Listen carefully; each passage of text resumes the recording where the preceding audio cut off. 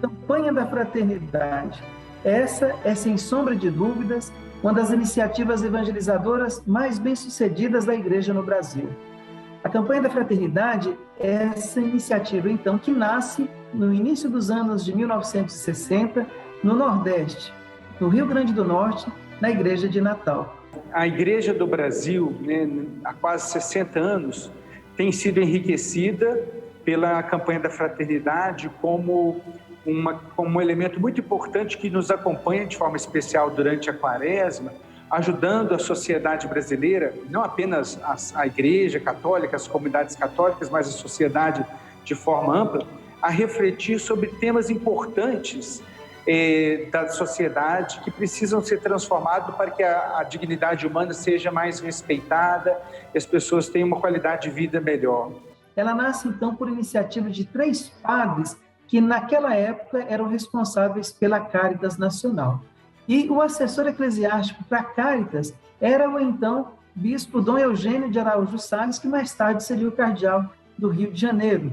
Então, Dom Eugênio, então, ele acolhe essa iniciativa que tinha como objetivo, um objetivo muito claro, organizar e mobilizar a comunidade para que durante o período quaresmal, que é um momento de forte apelo à conversão, mudança de vida, reorientação dos nossos corações à luz da palavra de Deus, para implementar uma campanha que nos lembrasse que nós somos todos irmãos e irmãs. Se a gente pensa que a Quaresma é esse tempo oportuno da conversão, da mudança de vida, nós devemos pensar que essa mudança de vida e essa conversão ela deve acontecer não apenas de forma individual, que tem que acontecer, mas também um convite, uma conversão de forma comunitária da sociedade brasileira em mudar alguns aspectos que talvez não estejam caminhando tão bem. Então, é um projeto de evangelização. É um dos modos de viver a espiritualidade do tempo quaresmal própria da Igreja no Brasil.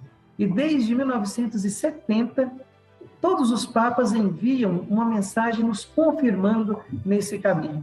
Então é preciso relembrar essa história, relembrar aquilo que já foi feito e vivido, a fim de não perdermos essa memória e melhorar cada vez mais. Então a Campanha da Fraternidade é esse grande esforço da Igreja do Brasil, alargado para todos os âmbitos da sociedade, para pensar, refletir e propor alternativas para melhorar a qualidade da vida e da fraternidade entre nós brasileiros. Conhecido como o patrono da educação brasileira, o pedagogo, educador e filósofo pernambucano Paulo Freire costumava falar que a educação é um ato de amor e, por isso, um ato de coragem. A educação é o tema da Campanha da Fraternidade deste ano. Um convite para refletirmos sobre os fundamentos do ato de educar. Em agosto de 2020, o CONCEP, que é o Conselho Superior Pastoral da CNBB, indicou a educação como tema de 2022. A partir daí, como é que nasce o texto base?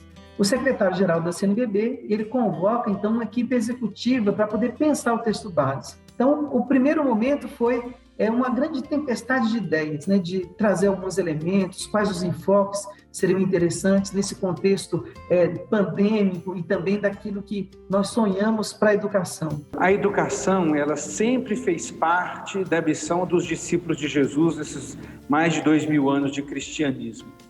Eu gosto de começar falando que lá no Evangelho de São Mateus, no capítulo 28, antes de Jesus subir aos céus, ele envia os discípulos, ide batizai todos em nome do Pai, do Filho e do Espírito Santo e ensinai-os a observar tudo aquilo que vos ensinei.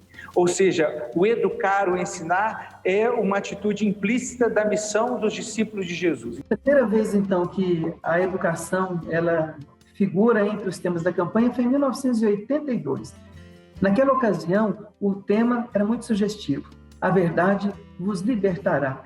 Então, o grande objetivo, lembrando que ainda em 82 a gente ainda não tinha a Constituição Federal, era olhar a situação, sobretudo, do analfabetismo no Brasil também, e iniciativas das comunidades que pudessem mudar, então, esse cenário. Depois, em 1998, o tema volta no contexto de preparação para a celebração do jubileu dos 2000 anos do nascimento de nosso Senhor Jesus Cristo. E naquela ocasião, o lema também muito sugestivo: a serviço da vida e da esperança. Eu entendo que a importância da educação para a igreja não é só no Brasil, mas no mundo todo, porque a ação evangelizadora é dirigida às pessoas.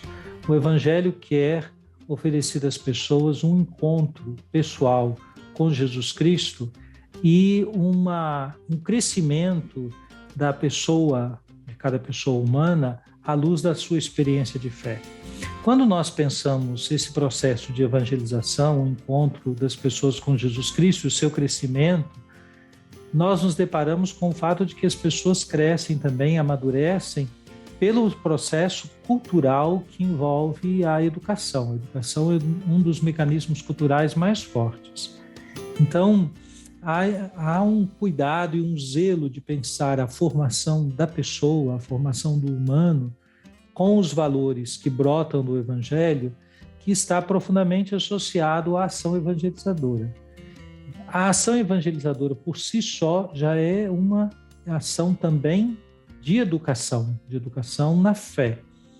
Mas não tem como você separar os elementos da educação da fé da educação da pessoa, do humano. Então, nós falamos, inclusive, na atualidade, da formação ou da educação na perspectiva do humanismo integral, pensando a pessoa na sua inteireza, na sua integralidade. O Brasil ele tem uma marca profunda com a educação, e a educação católica. Então, desde dos nossos primórdios, a educação tem sido algo que a Igreja tem defendido e estado presente. Mostra-se, assim, a importância das escolas católicas no nosso país, o quanto nós temos contribuído para a formação da sociedade ao longo desses anos. Escolas que são tradicionais e inovadoras, e que fazem uma contribuição que não é apenas de competências cognitivas ou socioemocionais, é uma profunda contribuição na formação integral dos nossos jovens, das nossas crianças, em parceria com a família, porque a escola não substitui a família e nem a família substitui a escola. Nós formamos os nossos jovens com valores esses que são fundamentais para o exercício da cidadania e para sermos cristãos nesta sociedade que precisa tanto de valores. E agora, em 2022, esse tema volta enriquecido pelo Pacto Educativo Global, que é esse grande chamado que o Papa Francisco nos faz para que nós possamos nos despertar ainda mais sobre a importância de cada pessoa, de cada um dos atores envolvidos aí no contexto educativo. Formar o ser humano de uma maneira mais completa, integral, levando em consideração aspectos às vezes esquecidos, mas que são muito importantes para o processo do aprendizado. A educação é mais do que aprender a gramática ou a tabuada, é um projeto de vida. Só que é importante compreender o projeto de vida não como uma escolha profissional, não se reduzir projeto de vida à escolha profissional, mas ver o projeto de vida como uma maneira de ser cidadão, de estar inserido na sociedade e buscar o bem comum. No momento em que nossa sociedade vive uma crise de compromisso coletivo, muita gente não quer se comprometer com projetos coletivos, muito voltado para o individualismo. Então, projetos de vida que coloquem em pauta o cuidado e pensar no bem comum, na solidariedade. E a gente precisa pensar nessa casa comum. Então, pensar em projeto de vida é pensar nesse ser humano por inteiro. Como ele, como ser, pensa, cognitivo, mas o ser emocional e o ser social, na sua espiritualidade.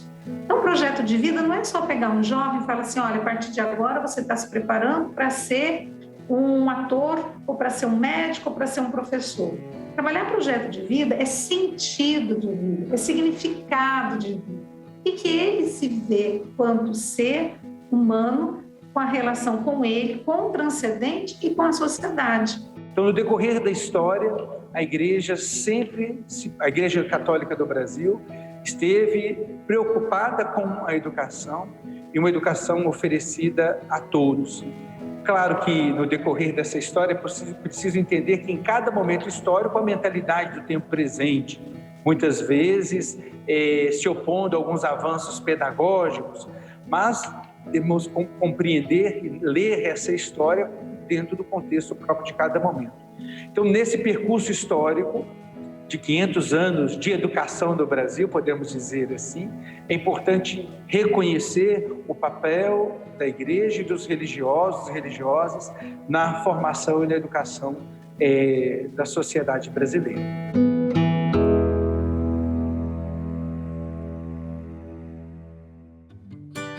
A história da educação no Brasil se entrelaça com a fé católica e começa um pouco depois da chegada dos portugueses. Em 1549, desembarcavam na Bahia os primeiros jesuítas. Entre as lições, se aprendia gramática, retórica, filosofia e teologia. Em 1808, junto com a família real, desembarcaram no Rio de Janeiro cerca de 60 mil livros, que mais tarde dariam origem à Biblioteca Nacional. A presença da coroa portuguesa impulsionou alguns investimentos na área da educação, aportes que culminariam na criação das primeiras escolas de ensino superior. Em 1827, foi sancionada a primeira lei brasileira que tratava exclusivamente da educação, mas apenas na Constituição de 1934 que a educação ganhou um capítulo inteiro e no fim do governo Vargas, a educação apareceu na Constituição como um direito de todos.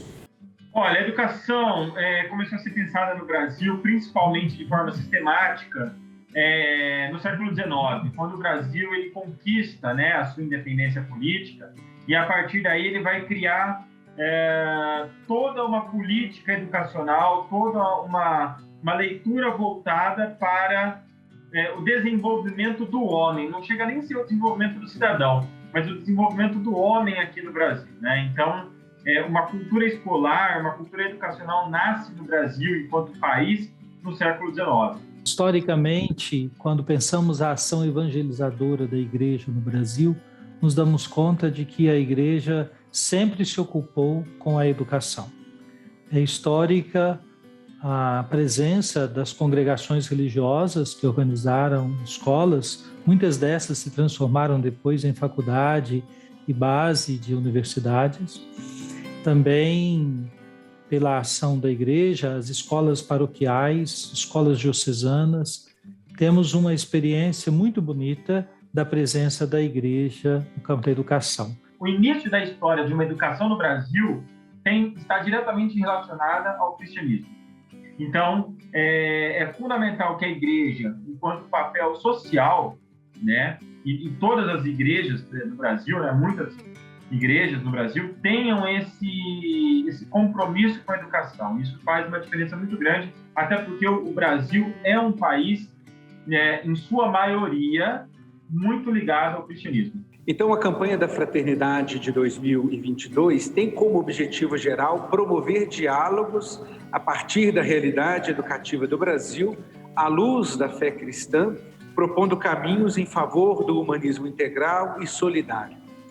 Ou seja, com essa proposta geral, a campanha da Fraternidade, a CNBB, deseja então iniciar processos em que se converse, se dialogue, onde todos possam assumir sua corresponsabilidade educativa, a família, a escola, a igreja, outros ambientes, olhando para a realidade com o olhar da fé, da inspiração cristã, em vista de promover caminhos que levem e conduzam a um humanismo integral e solidário, ou seja, que as pessoas valorizem a dignidade humana e, valorizando a dignidade humana, possam construir meios de sermos mais solidários e rompermos todas as formas de desigualdade, de exclusão presentes na sociedade.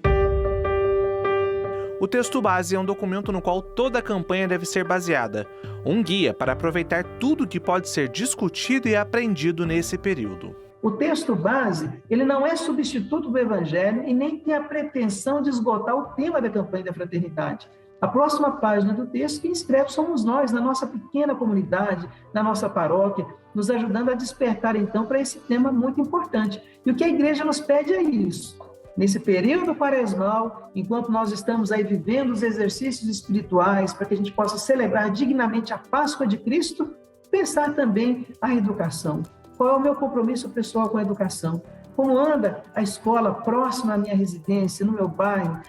Quais os grandes desafios nós temos por aí, né, na educação? nós estamos carentes daquilo que chamamos uma política de Estado.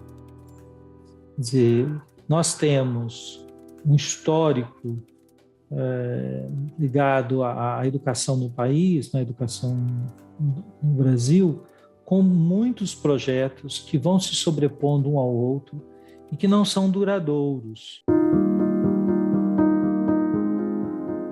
Para quem trabalha com educação no dia a dia da igreja, a campanha da fraternidade é um alento. Então veja o quanto que a educação é importante, uma transformação social, uma melhoria de condições de vida, para a gente acabar com a nossa desigualdade social, ter uma política mais correta, menos corrupta. Isso são caminhos que a educação abre. E aí não poderíamos deixar de fazer diferente. Olha o quanto o nosso mundo, não estou falando nem de Brasil, tem sofrido ao longo desses 3 anos com a pandemia. Olha o abismo educacional que nós estamos, né? Principalmente se a gente for olhar os mais vulneráveis, isso seja no Brasil ou fora do Brasil, mas no Brasil muito mais.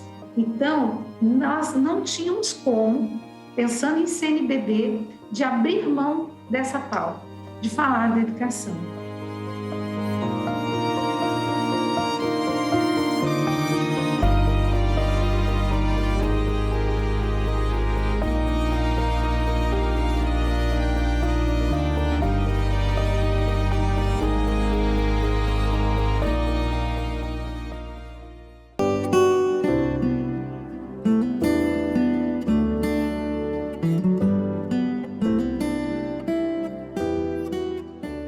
A Roberta faz parte da Associação Nacional de Educação Católica, uma entidade que atua em favor de uma educação de excelência, assim como promove uma educação cristã evangélico-libertadora. A nossa educação católica, e aí nós temos uma marca muito forte, salesiana, marista, franciscana, claretiana, rogacionista e tantas outras entidades, né, identidades de mantenedoras e mantidas que falam, que eu acho que faz toda a diferença para a nossa sociedade, por exemplo, olharmos as nossas escolas e ver o quanto que essa educação tem preparado para a cidadania, para o ser social. Qual escola nossa que não trabalha projetos de solidariedade? Qual escolas nossas que não colocam esses meninos para pôr a mão na massa? O que tanto eles estão falando hoje de cultura maker, nós já fazemos. O diferencial das escolas católicas é justamente esse aluno aprender na vivência e na convivência a educação que sai do livro, que sai do sistema de ensino e prepara para a vida. A Associação Nacional de Educação Católica, ANEC, é uma rede de articulação de todas as escolas católicas do Brasil. Seus números impressionam. São 89 instituições de ensino superior, mais de 1.000 escolas, 365 mantenedoras, 110 mil educadores. Aproximadamente 1,5 milhão de estudantes frequentam suas instituições.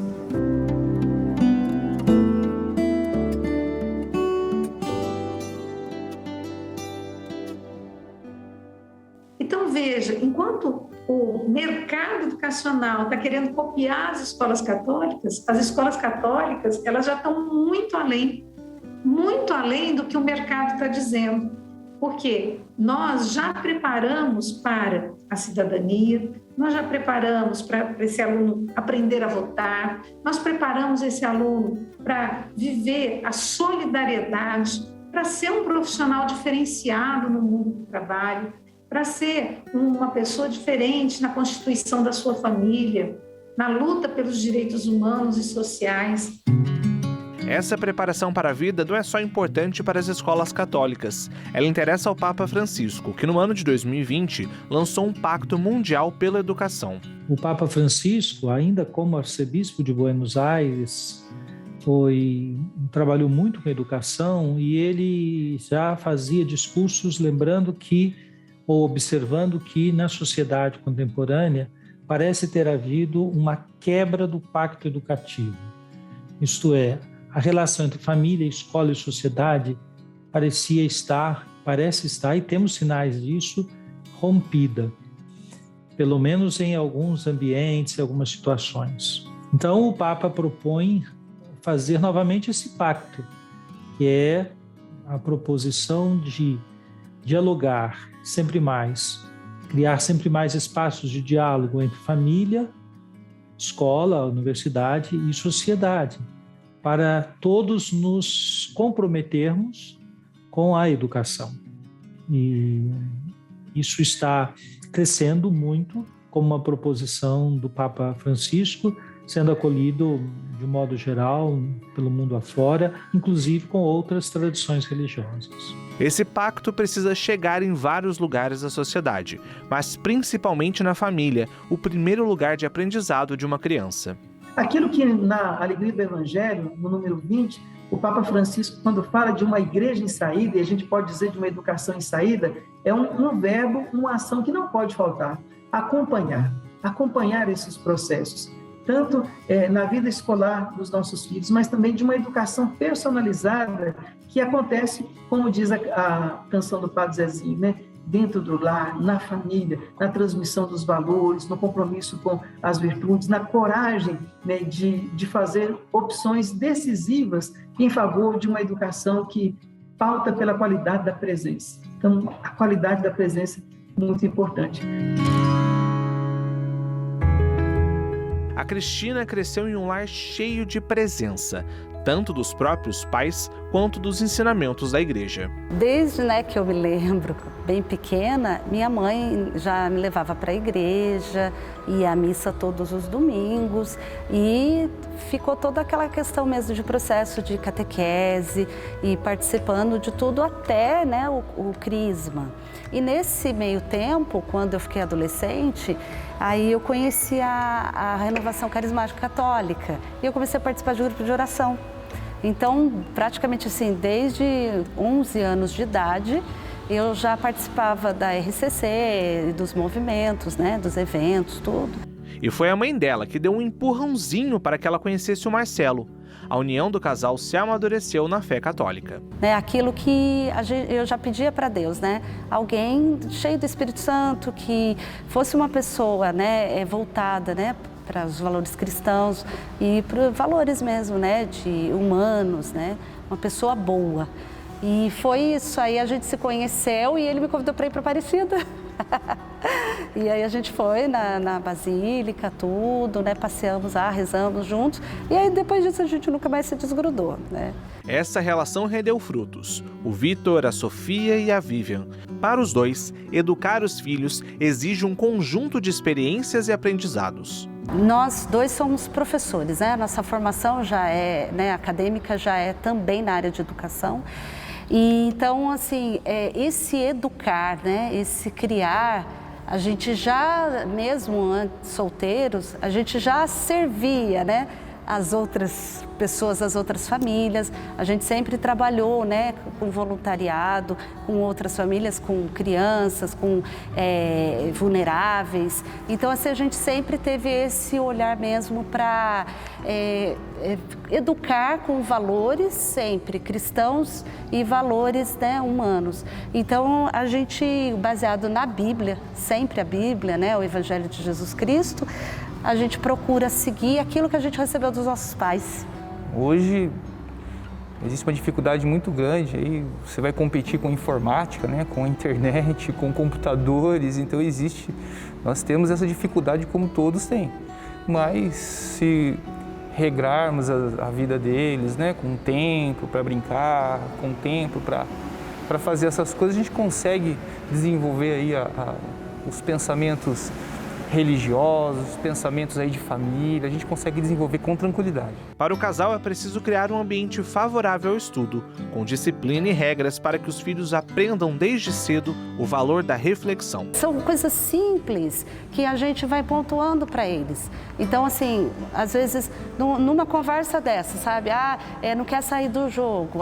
Mãe, deixa mais um pouco. Falei assim, então, só que qual que foi o combinado? Então, sempre retomar no diálogo e a gente conversa. Para a família, é importante que os filhos façam boas escolhas, no campo profissional e no campo pessoal. Meus pais não estudaram muito, mas eles tinham uma formação muito forte. Foi isso que meu pai deixou para mim, a minha mãe. Então, aquela coisa de honestidade, de lealdade. de não enganar as pessoas, né? Isso eu tenho, então isso foi uma coisa que foi um casamento muito interessante, porque a minha esposa, Cristina, é a mesma coisa. Ela teve esses valores dos pais. A gente fala de valores humanos no sentido de honestidade, sabe, fraternidade, de solidariedade, né? De olhar para si, mas também olhar para o outro, de colaborar sempre, de servir, né? Então, de você ser feliz colaborando com o outro. Por causa da pandemia, o Victor precisou se organizar para conseguir estudar e brincar. Estudar, assim, eu lembro que eu ficava jogando no computador, aí toda semana tinha tarefa, aí eu ia fazer as tarefas e aí eu gostava de fazer logo quando já tinha, para já ficar livre a semana toda para poder jogar. Aí tinha umas horas também que falava, vai ter prova, é para estudar para isso aqui, aí passava lá e eu ficava lendo para depois saber e anotava no bloco de notas, era legal.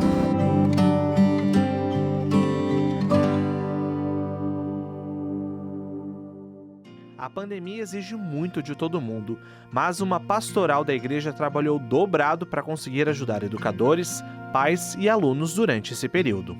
A Pastoral da Educação, ela desenvolve um trabalho de formação e incentivo dos educadores, promovendo palestras, encontros, conversas, agora atualmente com a questão da pandemia, através de live, falando sobre assuntos pertinentes à Pastoral da Educação, ou seja, trabalhar a questão da família, das exigências da educação do momento, trabalhar os valores evangélicos que o Papa Francisco sempre nos incentiva a ser pessoas para o mundo, estar no mundo atento a todos os acontecimentos que estão acontecendo e transformar essa realidade. Então, sermos pessoas que transformam a realidade para o bem viver de todos, porque o que Jesus deseja e o que ele pregou nos seus ensinamentos,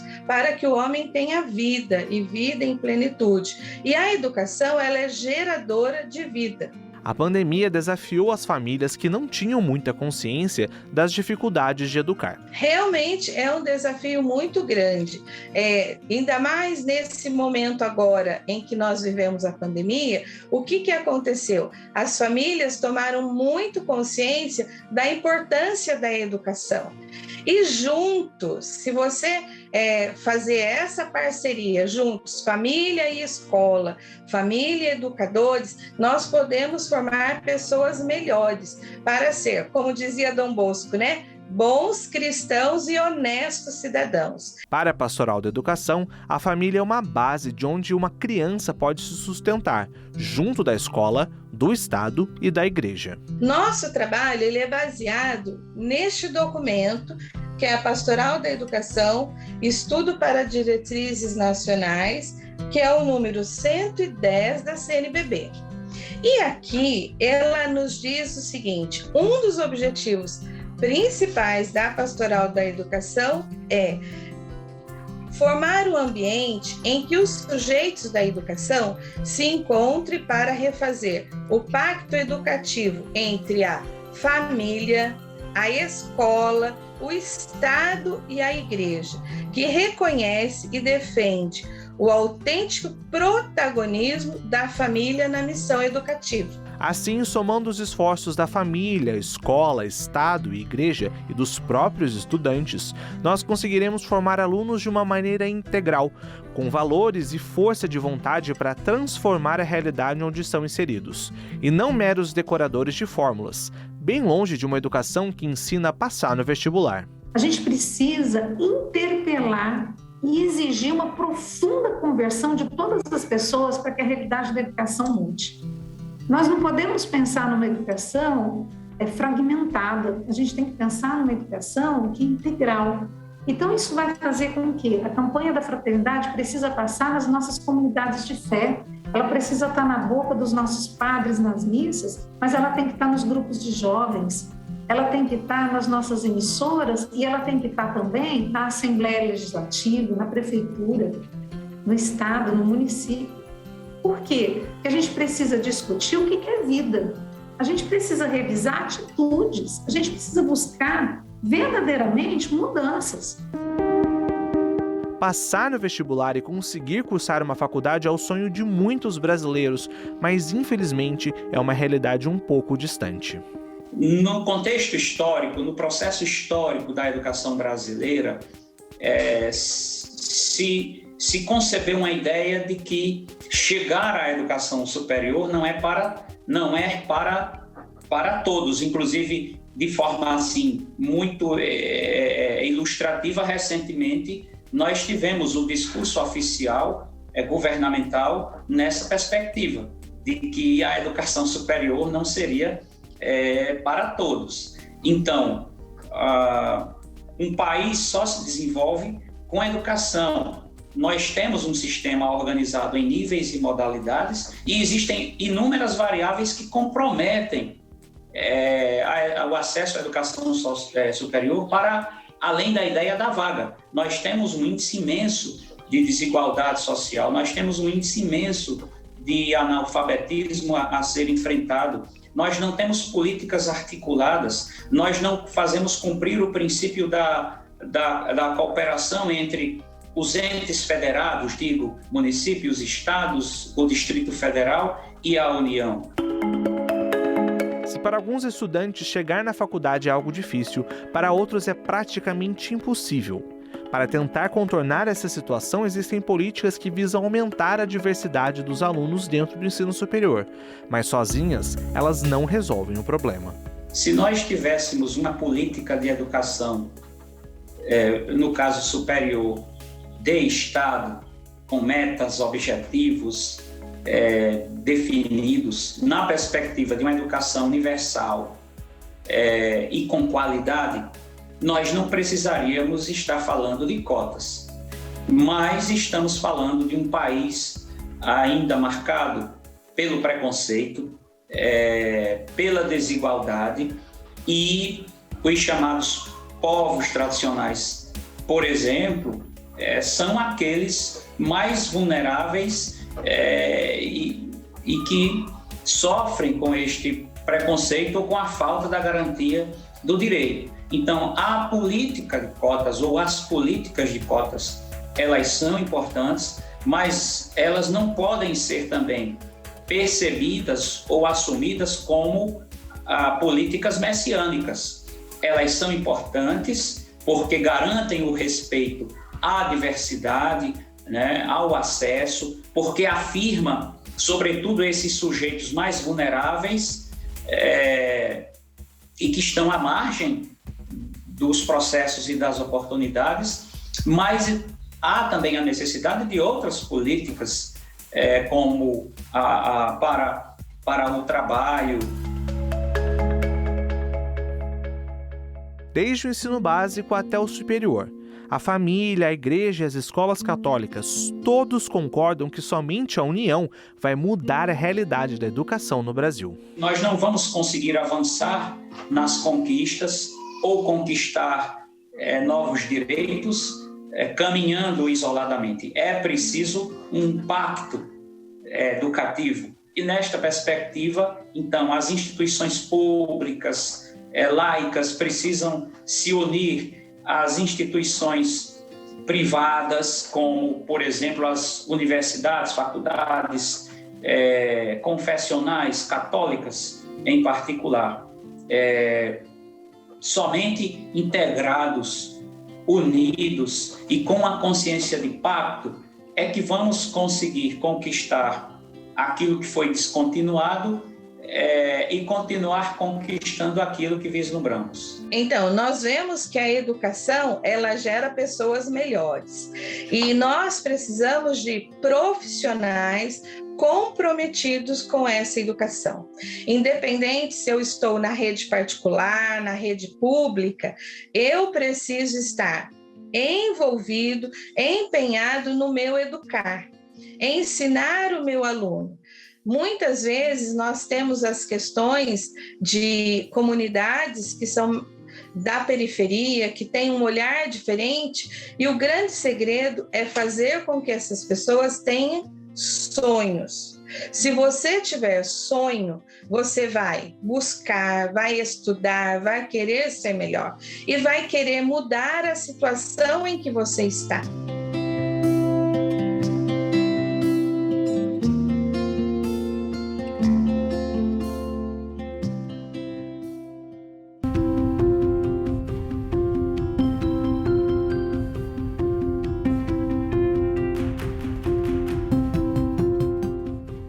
Se a gente quer um Brasil diferente, né, nós precisamos de educação, né? Nós precisamos de educação para todas as faixas etárias, para todos os públicos, né?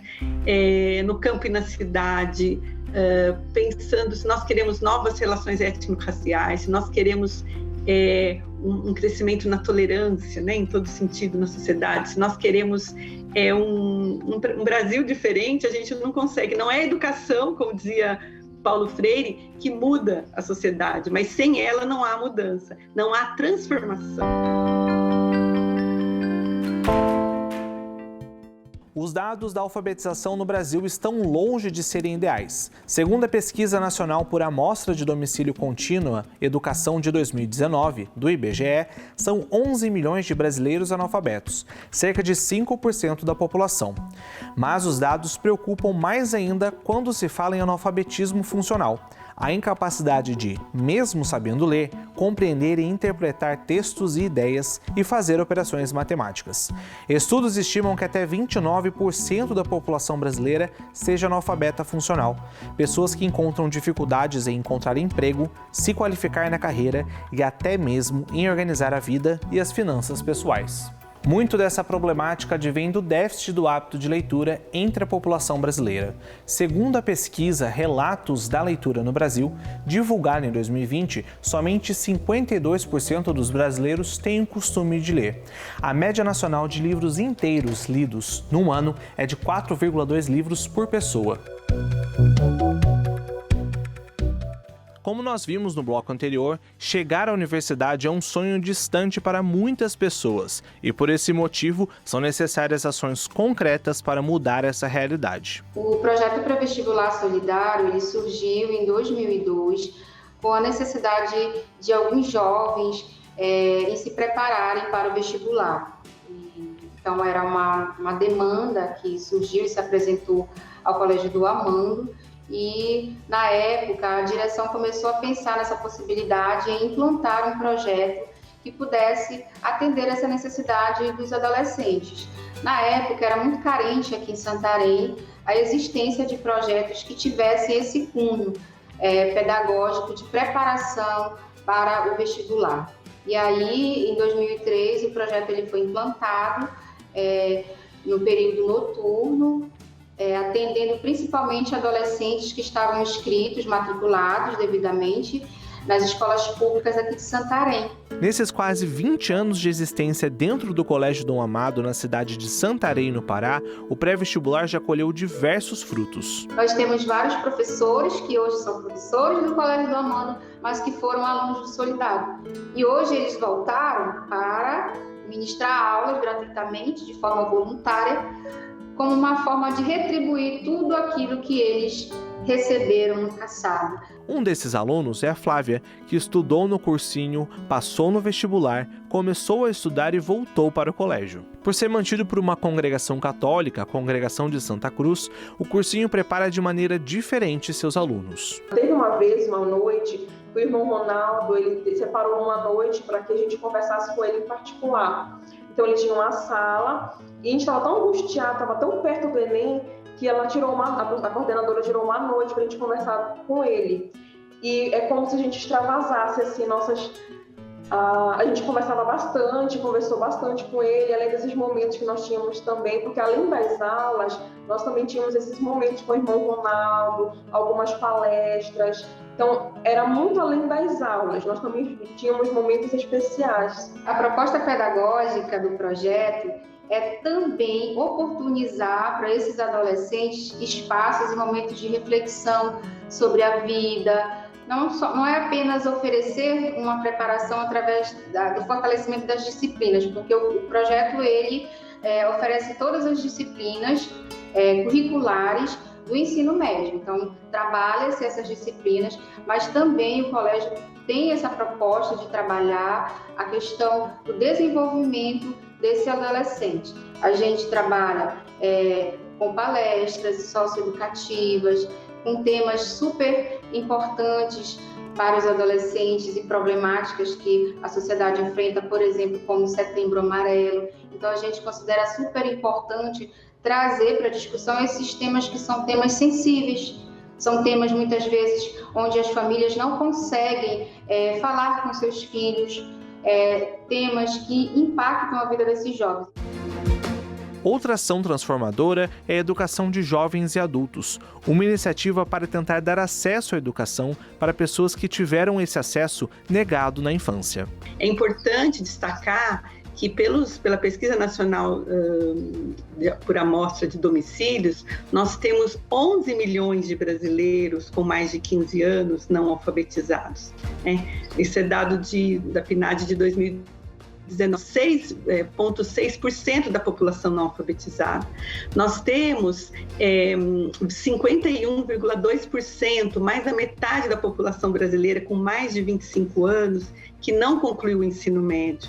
Então, é um contingente, né, de 69,5 milhões de pessoas que não tiveram esse direito constitucional, né, da educação básica. A educação básica vai, né, de fundamental e médio. Então, são mais de 69 milhões de pessoas que não tiveram esse direito alcançado.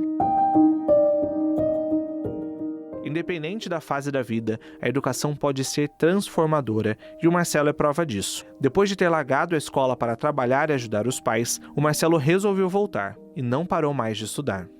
Eu até uns 30 e poucos anos de idade, isso eu não pensava muito não. Mas eu sempre soube que faria falta o estudo, sabe? Sempre soube. Aí hoje eu tenho um comércio, e aí veio as redes sociais, eu tive que começar a responder perguntas dos clientes. E ali eu vi a minha dificuldade. Eu falei, nossa, agora eu preciso fazer alguma coisa na minha vida. O Marcelo estudou na EJA do Colégio Irmã Edith, do qual a Maria Goretti é diretora. Ela é uma testemunha dos impactos que a educação tem na vida de quem aprende.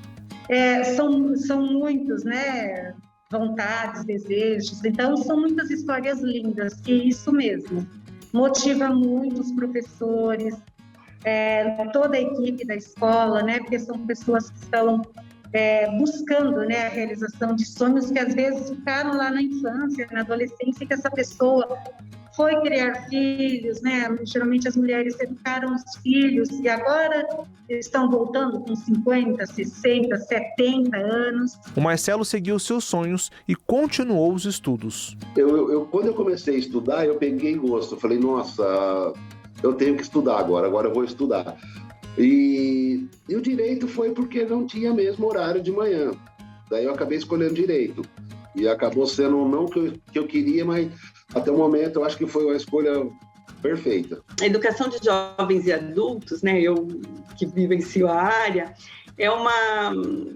assim, a gente fica muito tocado, sabe, pelas histórias de vida, pelas histórias de superação. Esses sonhos são um combustível para as pessoas continuarem aprendendo, mesmo quando a distância física até uma escola deixa tudo mais difícil. No início, a gente estudava todos juntos, era multissérie, e onde somente tinha uma professora, no qual até hoje agradeço muito a ela por ter sido a nossa base. Estudávamos todos juntos.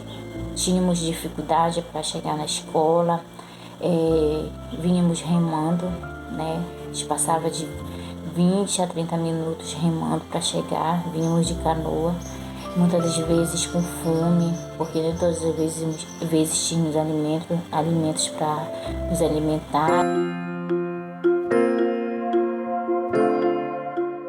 A educação das pessoas que moram longe dos centros urbanos ainda é um desafio em um país grande como o nosso. Nós estamos no tempo das cheias dos rios. Imagine uma escola ribeirinha. Não tem acesso à educação com muita facilidade com quem mora na cidade, que é a educação urbana. e até mesmo muitos que moram também no campo não têm acesso porque fecha a estrada, tem dificuldade do transporte escolar, né, trafegar. Então, existe toda uma realidade, um contexto diante da educação do campo. E não olhar somente uma educação que a pessoa tem que trabalhar, tem que estudar, porque precisa ficar naquele território para trabalhar em algum campo, em alguma fazenda. Não, ele precisa estar naquele território e ter acesso à educação porque ele tem direito. E esse direito é garantido na legislação. Todos e todas têm direito a uma educação e permanência no chão da escola. Essas diferenças fizeram parte da vida da Jarlene, mas ela venceu os desafios e retornou para o lugar onde nasceu. Então, o meu pensamento como educadora hoje é que a educação ela transforma, que só através da educação nós podemos ser cidadãos construtores de um futuro melhor. Ou seja, a educação ela é a nossa porta de entrada para um futuro melhor. Então, através de tudo o que eu aprendi, hoje eu estou aqui na minha comunidade, onde iniciei a minha vida educacional, que é onde eu nasci, cresci, fui sair para estudar, porque aqui não tinha ensino médio nem graduação, mas eu voltei. E hoje eu voltei com uma formação na qual eu hoje atuo como diretora da escola onde eu iniciei a minha vida educacional. Então, a igreja, ela se faz presente na efetivação de políticas públicas, ela faz essa escuta juntos. Hoje, atualmente, nós estamos participando, nós também da Pastoral da Educação, do Regional Norte 2 CNBB, nós estamos dentro da Assembleia Legislativa do Estado do Pará, discutindo junto com os povos indígenas, quilombolas, ribeirinhos, extrativistas do campo, Fórum Paraense de Educação do Campo, o FPA, diversas universidades, institutos, elaborando diretrizes estaduais para todos os povos. Então, uma luta que nós estamos fazendo, pesquisando, principalmente dando voz para que eles sejam os protagonistas. Então, a igreja se faz presente em diversos ambientes, em diversos territórios, e olhando mais para a nossa realidade aqui amazônica, a igreja se faz presente muito forte nessa luta por uma educação para que todos e todas tenham acesso, mas de acordo com a sua realidade.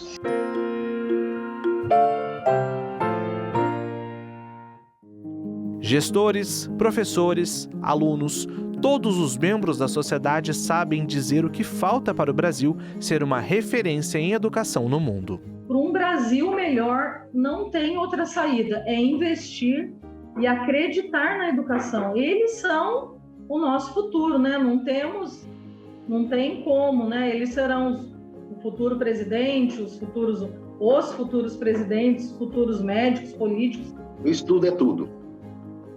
O estudo faz um mundo melhor, um ser humano melhor, um mundo melhor. Isso eu ignorei algumas vezes e há pouco tempo estudando, não estou longe ainda de estudar, de ser uma pessoa de conhecimento, mas eu vi o quão fez diferença na minha vida. Eu gostaria de fazer um pedido, Ícaro. Um pedido olhando nos olhos de cada pessoa que está nos vendo e que nos escuta. Não desista da educação. Valorizem os nossos professores.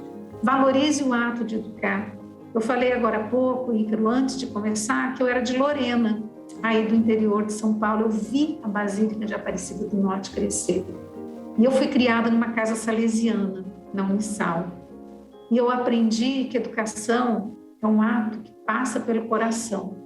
Então eu convoco, humildemente, cada pessoa que é cristã, a cada pessoa que acredita numa sociedade melhor, independente das nossas profissões de fé, independente das nossas opções político-partidárias, faça uma opção pela educação. Verdadeiramente faça a educação para todos. Ao escolher os nossos representantes políticos, que sejam pessoas que defendam a bandeira da educação, não só para ganhar voto, mas que verdadeiramente lutam pela educação. A educação não vai salvar o mundo, mas a educação vai sim dar condições de pessoas melhores, de uma sociedade melhor. E se tem um campo em que o nosso agir tem uma incidência muito importante para pensar o amanhã, o futuro da relação ou das relações entre as pessoas, é o campo da educação. Eu creio, aposto, que todo aquele que viver a Quaresma de 2022, atento a este apelo, fala com sabedoria, ensina com amor, vai experimentar em sua vida sim alguma mudança. E essas pequenas mudanças, elas têm um efeito muito bonito, não é?